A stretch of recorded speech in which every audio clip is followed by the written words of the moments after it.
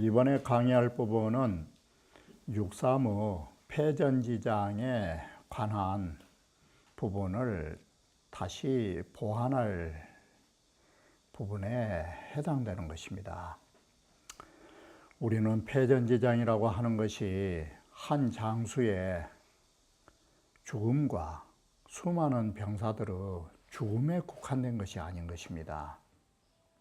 이와 같이 시체 더미를 수레에 싣고 돌아온다라는 거, 그것은 곧 망국으로 이어지고 있다라는 역사 사실을 우리가 실감해야 하는 것입니다. 이건 단순한 한 사람의 장수의 실패에 그친 것이 아닌 것입니다. 우리는 지수사께 처음 시작하면서 말씀드렸듯이 공자께서 세 가지를 조심하시는 것 중에 전쟁이 들어가 있는 것은 일국의 존망에 관계되기 때문에 그런 것입니다. 한 장수의 패배는 곧 일국의 패망으로 연결된 것입니다. 이러한 것은 역사서에서 자명한 사실인 것입니다. 그러면 남은 부분을 보면서 다시 말씀드리기로 하겠습니다. 상활 사홍 여신은 대무공야라. 자, 전쟁에 나갔던 병사가 시체 더미를 수레에 싣고 온다라는 거, 이건 크게 성공함이 없다라는 것이에요. 성공이 없으면 대실패예요. 여시라 하는 것은 병패 여시 귀하라.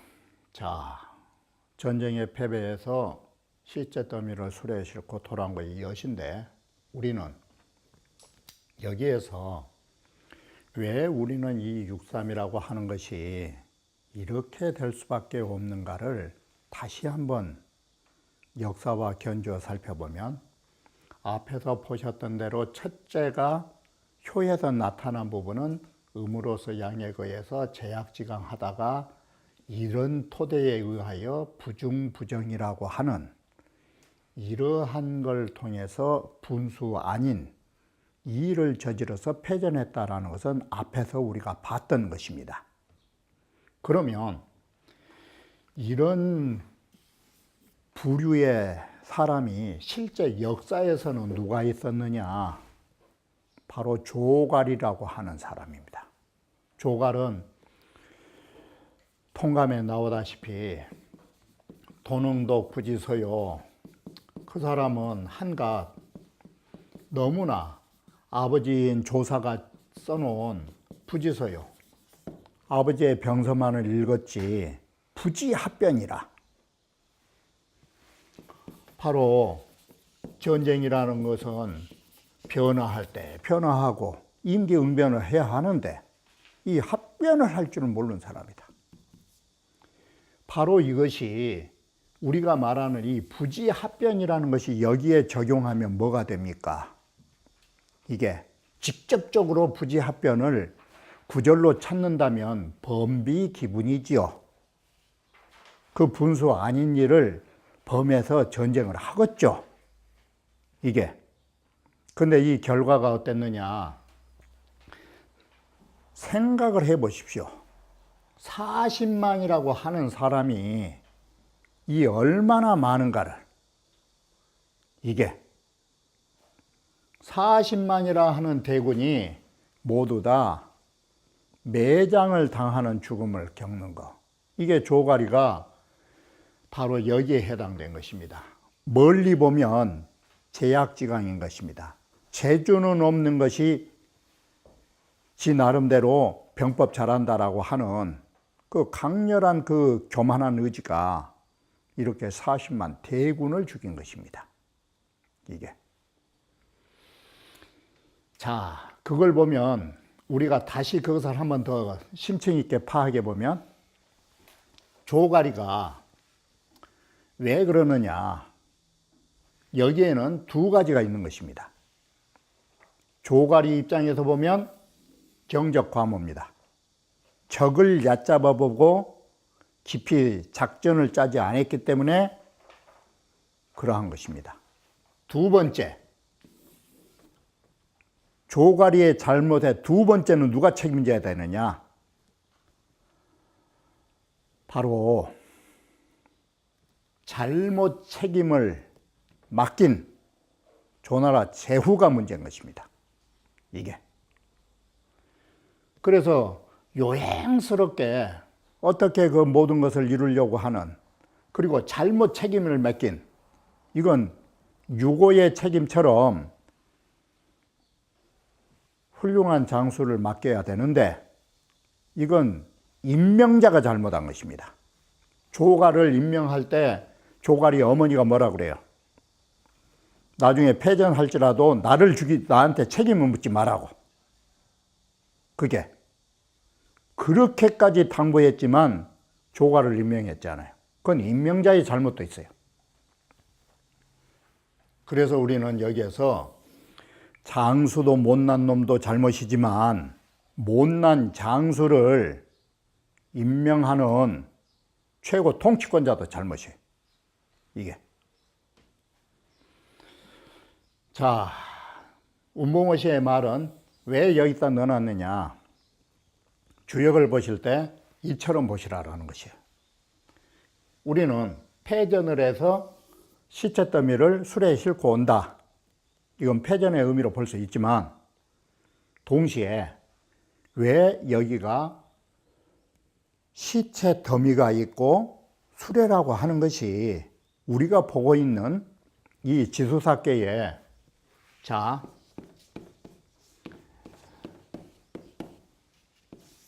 지금 이 개가 어떻게 해서 시체 더미가 나오고 어떻게 해서 수레 바퀴가 나오냐, 이것을 주역을 볼 때 어떻게 보는가를 보셔야 하는 것이에요.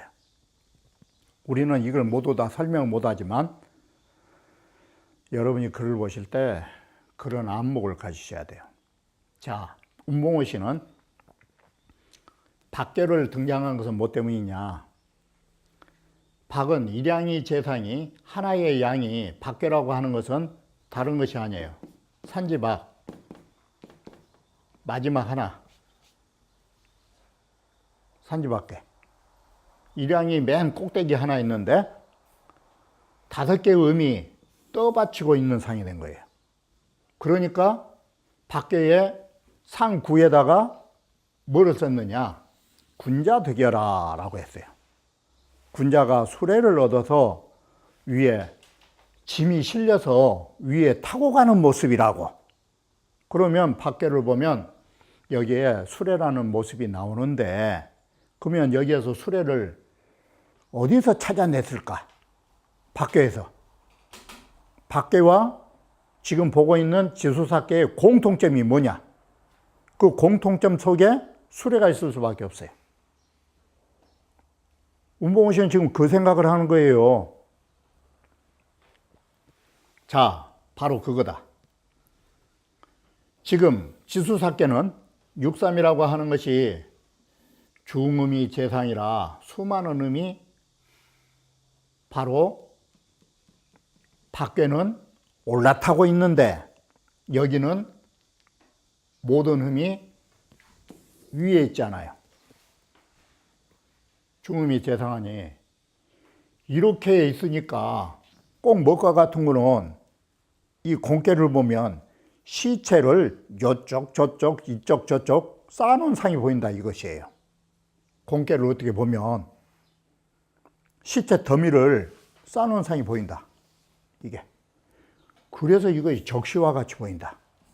시체 더미가 이쪽 저쪽 저쪽 저쪽에서 차곡차곡 쌓아 올라간 모습이 보인다.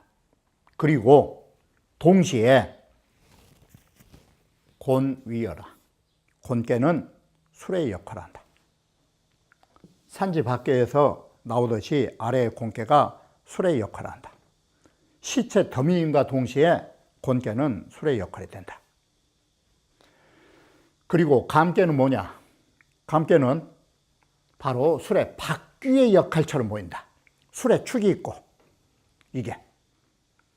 그래서 이걸 합성하면 쌓인 시체를 술에 싣고 오는 상이 된다. 이렇게 해서 곤깨와 감깨를 가지고 시체 더미 내지 수레 그리고 바퀴 이걸 볼 수 있다라고 하는 것이에요.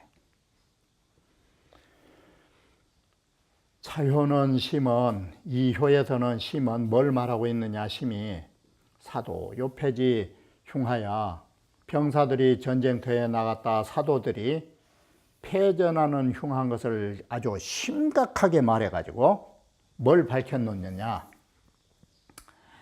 이견 사지 성패 생사는 자 병사들의 성공과 패배 그리고 병사들이 사느냐 죽느냐는 개개의 장이라 모두 다 장수 한 사람한테 걸려 있음을 우리는 찾아볼 수 있다. 바로 6.3에서. 예. 구인은 강중해 가지고 가히 용사를 했고 가히에서 병사를 잘 사용해서 승전을 했고 다음으로 육사는 유니까 어때요? 이 사람도 재주는 없죠. 그런데 6.3하고 다른 것이 정의로 갔죠. 그래서 이 사람은 능력이 없으니까 어떻게 했느냐? 유능 천사이 태로되 오히려 능히 병사들의 목숨을 온전히 해서 퇴전을 해본 거예요. 퇴전이라는 말의 퇴자는 뭐냐면 바로 후퇴를 한 거예요. 후퇴를 한 게 나쁜 게 아니에요. 후퇴를 했지만 이놈의 6.3은 부중부정을 해가지고 제약지강을 해가지고 재주도 없는 것이 의지는 강해가지고 여시 기하니 시체 더미를 싣고 돌아오니 그 흉함이 어떻다라고 말할 수 있느냐? 이게 바로 이렇게 해서 6.3의 패전이 그 얼마나 비참하고 무책임한가를 말해주는 거라고 하는 것입니다. 자, 육사라 하는 것은 군대를 좌라고 하는 것은 후퇴입니다. 군대는 흉사기 때문에 음을 윗자리로 보는 것입니다. 음이 윗자리고, 자, 여기에서 알아야 하는 것이 이 길이라고 좋은 일은 항상 양이기 때문에 오른쪽을 주로 하는 것입니다. 아예 좌측을. 그런데 초상이라든지 이 군대를 출정하는 것은 상례로 처지한 것입니다. 상례로 대처한 것입니다. 그래서 군사는 흉례입니다. 흉례라고 하는 것은 음을 주로 하기 때문에 흉사는 음을 주로 하기 때문에 윗자리가 뭐냐면 우측입니다. 이게 좌우 개념이 바뀐 것입니다. 그래서 우리는 벼슬 할 적에 좌정성이 더 높이 보는 것입니다. 우정성보다. 그러나 군대에서는 바로 좌측이 낮은 자리인 것입니다. 그래서 우는 오른쪽이라고 하면 진격, 좌라면 후퇴입니다. 바로 여기는 군대가 좌로 하여 집찾자죠. 좌로에서 집을 했다 이 말은 후퇴해서 머무나니 이렇게 보시면 되는 것입니다. 이게 바로 우리는 이것을 황후의 시인, 황후에 관한 시인 이걸로 보면 되는 거예요. 병가는 승패는 병가 심상사라. 전쟁이라는 것은 승리할 때도 있고 패배할 때도 있고 이건 병가에 있어서 일상적인 일이에요. 그렇기 때문에 승패는 병가의 심상사라. 무극제지제면 적을 이길 수 있는 그 재주가 없을 경우에는 요적이 퇴하여 적을 헤아려 보면서 후퇴해야 돼요. 그래가지고 견벽이 도전이라 성벽을 단단히 쌓고서 우리가 어떻게든 살아남을 일을 도모해야 되는 것이에요. 이것이 당연한 일이에요. 이게. 그러니 우리가 후퇴해서 목숨을 부지하는 거, 그건 나쁜 일이 아니에요. 이길 수 없으면 우리 병사들의 목숨을 위해서, 망하지 않기 위해서 후퇴하는 게 당연한 일이에요. 그래, 무고해요. 후퇴해서 살아남는 거 부끄러운 일 아니에요. 모든 병사의 목숨을 살려야 되는 거예요. 그래서 좌차라는 것은 좌가 물러가다가 돼요. 그리고 차자는 집 차자예요. 그러니까 우리 제사에 쓸 때 충문에 유세차, 유세차 할 때 이 차자가 집사자 뜻이에요. 올 해가 머무는 자리, 해의 차례가 아니고, 그래도 여기도 집차자예요. 음유부정이 음유로서 중도는 아니지만, 거음 특정이라 음의 자리에 거해가지고니까 음이니까 물러날 수 있죠. 그리고 정도를 얻었다. 그러면 이 합성하면 뭐가 돼요? 바르게 물러난 사람이 나온 거예요. 바른 도로 물러간 사람. 그래, 이 후퇴가 부정한 방법으로 후퇴를 한 게 아니에요. 이 거음 득정이라는 이 네 글자 소개가 올바른 후퇴라는 뜻이 나온 거예요. 그렇기 때문에 그 상이 이와 같이 되는 것이다. 전사 이태는 현어 육삼이온이라 병사의 목숨을 온전히 하여 후퇴하는 것은 육삼이 패배해서 망한 것보다는 훌륭한 것이 정말 엄청나게 훌륭하다. 이게 온이라 멀다. 고로 지점이 여차라. 물론 승리한 장수만은 못해도 패배한 장수보다는 100번 나사요. 이게 상활 좌차 무구나 미실상냐라. 우리가 후퇴해서 무구라고 하는 것은 여기에 상자를 썼어요. 이 상자가 어떤 상자인지 알겠죠? 이렇게 생각하시면 돼요. 병가의 심상사, 일상으로 있는 일을 이룬 것이 아니라고. 그건 그럴 수 있다고. 왜 그러느냐? 병가가 왜 후퇴를 해도 괜찮느냐? 질환이퇴는 어려운 줄을 알고서 물러나는 것은, 이것은 병법에 있어서도 당연한 법칙이에요. 사지상냐라. 임사이구이 호모의 성자라. 사좌차라고 하는 여기에 장수는 논어의 말을 빌려서 하면 일에 임해서 항상 두려운 마음을 가지고 조심하고 모의하기를 좋아하면서 일을 성취할 수 있는 인물이라고 할 수 있다. 병가는 상훈이 그러죠. 바로 이 상우법인데, 상우라고 하는 것이 왜 상우냐? 흉사의 상우라는 것을 아셔야 돼요. 흉한 일에는 오른쪽이 상위 개념이에요. 그렇기 때문에 우 이전이요 오른쪽이 앞이라 하는 것이고 좌측은 뒤로예요. 뒤에 뜻이 있어요. 그래서 길사하고 흉사는 반대예요. 여기가 좌차라 하는 것은 유언 퇴사의 개념이다. 물러가서 머물다. 퇴사의 개념이니 위 부진전이 퇴우야라. 앞으로 진격하지 않고 뒤로 물러나니까 퇴우를 거꾸로 하면 후퇴예요. 이것은 나쁘질 않아요. 첫 번째, 제약 수정하여 전사유퇴니까 앞에서 말한 대로 죽는 것보다 모든 병사 다 부지해서 오는 것. 두 번째는 물러서 왔지만, 두 번째는 뭘로 연결되느냐? 여승도전이라.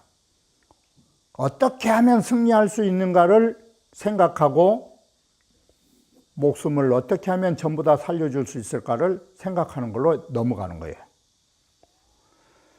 그리고 세 번째는 어떻게 이어지느냐? 바로 요적지명이요 톡단지 용이로다, 이렇게 본 거예요.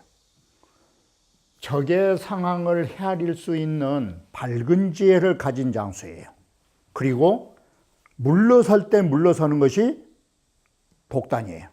딱 결정할 수 있는 용맹 있는 사람이에요. 그건 나쁜 거 아니에요. 이게 어떻게 보면 이 충무공과 같은 사람이 명랑에서 대첩할 때 어떻게 했어요? 막 진격만 했어요? 계속 후퇴, 후퇴, 또 후퇴, 또 후퇴를 했잖아요. 그러면 사람들은 이순신이 겁쟁이라서 후퇴한 것다.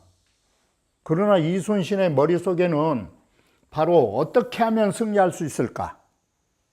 이러한 머리를 가지고 작전상 후퇴해요. 얼마든지 우리는 후퇴가 병이 될 수는 없어요.